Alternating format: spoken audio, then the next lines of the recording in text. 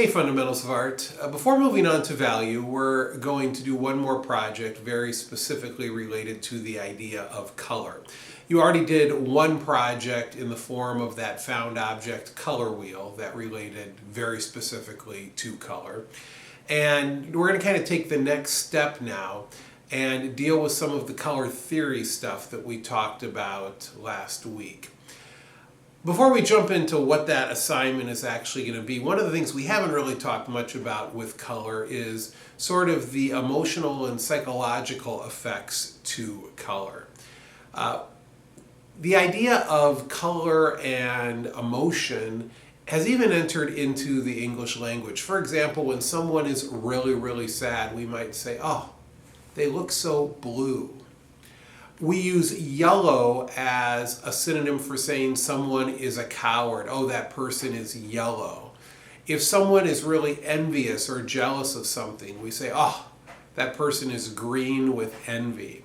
Now, I'm not necessarily saying that green makes someone envious. I don't think that's true. But we do, in terms of language, associate color with some specific emotions. We also associate color with other emotions, even if there's not a language connection there as well. Red very often gets connected either with the idea of anger or with the idea of love. You see red used with hearts all the time.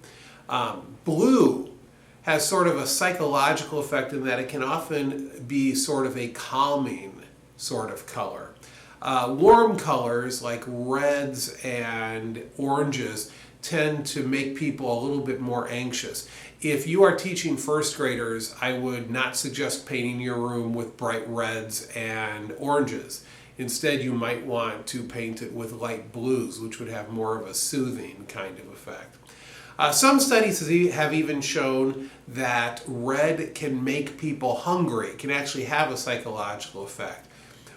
Knowing that, it makes sense that a lot of restaurants, especially a lot of fast food restaurants, incorporate lots of red in their logos and in their designs.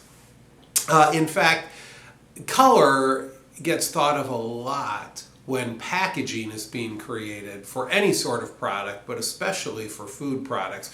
You want colors that are attractive, you want colors that are going to get attention, you want colors that are appetizing.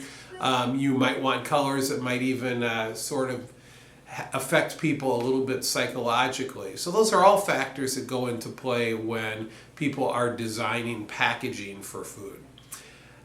After all of the countless hours that are spent designing perfect color schemes for packages, your assignment is going to basically be to throw what those people have done right out the window and do your own thing.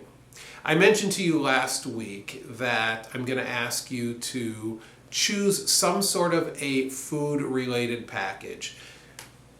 For example, it could be a bottle of pop like this Diet Coke, or it could be a box of macaroni and cheese, or a box of cake mix, or something like that. It could be a package of candy, like a candy bar wrapper, this package of gummy bears.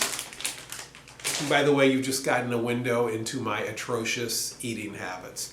So anyway, you're going to pick a package, some sort of a food package that is maybe of interest to you, maybe isn't ridiculously complex. I would suggest something that has drawn elements on it would be nice, but ultimately pick something. It can be an empty package or it can still have the contents in it. What you're going to do then is you're going to, using your pencils, you're going to lightly draw that package on a regular size piece of white paper. And when you draw it on there, try to draw it so that it fills most, if not all of the page. You can even do a real tight drawing of it where it extends past the edges of the page if you want to. Now when you're doing that drawing, I want all the details from the package on that drawing. I want the logo. I want any other words that are on the front of it. I want, if it has the weight of the package visible, I want that on there. So all those details should be in your drawing, and try to make them as accurate as you can. If you want to have part of the package crumpled up or like a corner torn off, if it's a can of pop and it's partially crushed, that's all okay too. It doesn't have to be a pristine, totally neat package. It can look like it's been used, emptied, folded, whatever, but we still want to be able to see most of the front of that package. So you're going to do that drawing of all the details of the package. But then you're going to add color to it using your colored pencils. And here's where the trick comes in.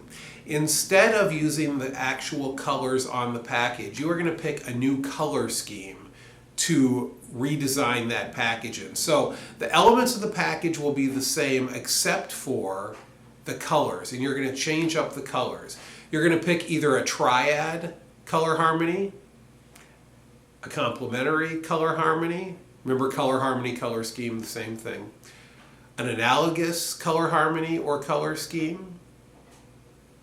So triad, complementary, analogous. You're going to, or monochromatic, which is just one color plus tints and shades of that color. So you're going to pick one of those four color schemes: analogous, triad, complementary, monochromatic. And you're then going to finish your drawing with colored pencil. However, you're going to use this new color scheme instead of the actual color scheme being used on the package. Where you use those particular colors is up to you. You can make those choices however you want to, but be sure that you pick that color scheme and you stick with it. So if you're doing a triad color harmony and you're deciding that you're going to do the primary colors, so you're going to do red, yellow, and blue, then I don't want to see greens in there and I don't want to see purples in there. So be sure that you stick to whichever color scheme or color harmony you choose to redesign this in. Now, even though color schemes can involve any combination of colors you want, for this assignment I want it to be one of those four established types of color schemes. So you can't just pick any random colors. It's got to be colors that are analogous, colors that are triad, colors that are complementary, or a color that's monochromatic. It's got to fit into one of those four.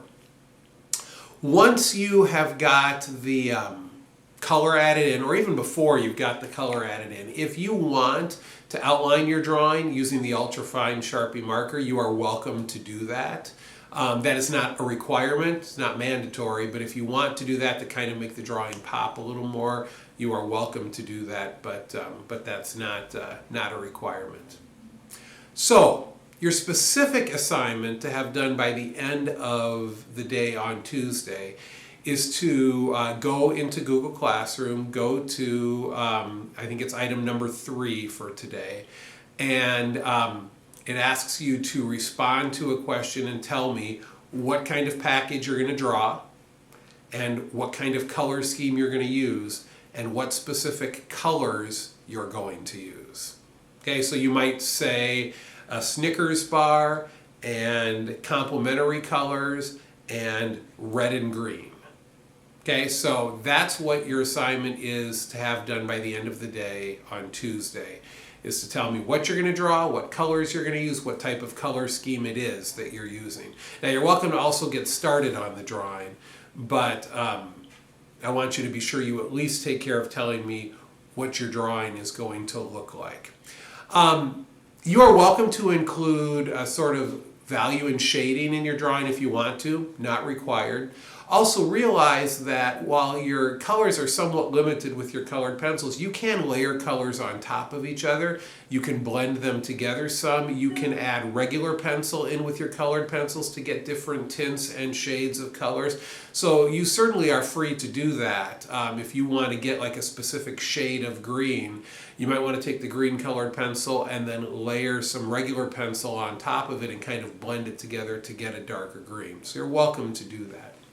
Okay, so pick your package, do a drawing of it, use different colors in it than the actual colors of the drawing, and those colors you choose should be either analogous, monochromatic, triad, or complementary.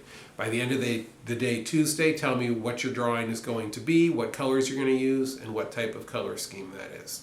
If you have any questions about that, feel free to reach out to me, email me, message me through Google Classroom, whatever you need to do, and I'll be happy to talk that through with you. Hope that all makes sense. And by the way, I encourage you to pick a delicious food package and then eat the contents as well. Tell your parents your art teacher has given you that permission. See you later. Bye.